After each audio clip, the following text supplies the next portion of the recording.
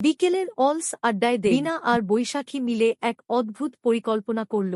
তারা আজ বাইরে গিয়ে পেট ভরে হাফ বয়েল ডিম খাবে। তিনজন চটপট তৈরি হয়ে তাদের স্কুটি নিয়ে বেরিয়ে পড়ল। কিছুদূর এগোতেই তারা পৌঁছে গেল এক চমৎকার জায়গায়। মাইলের পর মাইল বিস্তৃত ফাঁকা মাঠ, তার বুক চিরে চলে গেছে পিচঢালা পথ। ঠিক রাস্তার পাশেই একটি ছোট্ট ছিমছাম চায়ের দোকান, যেখানে দারুণ হাফ বয়েল ডিম পাওয়া যায়। দোকানে পৌঁছে দেব আর বৈশাখী আয়েশ করে চেয়ারে বসল। উৎসাহী বিনা কাউন্টারে গিয়ে একবারে 10টি হাফ বয়েল ডিমের অর্ডার দিয়ে বন্ধুদের পাশে এসে বসল। কিছুক্ষণ বাদেই ধোঁয়া ওঠা গরম গরম ডিম টেবিলে চলে এলো। প্রথম ডিমটি তিনজনে বেশ তৃপ্তি করেই খেল। নম্বর ডিমটি শেষ করতে না করতে অতিরিক্ত কুসুম আর ডিমের গন্ধে তাদের বুক ঠেলে আসছিল।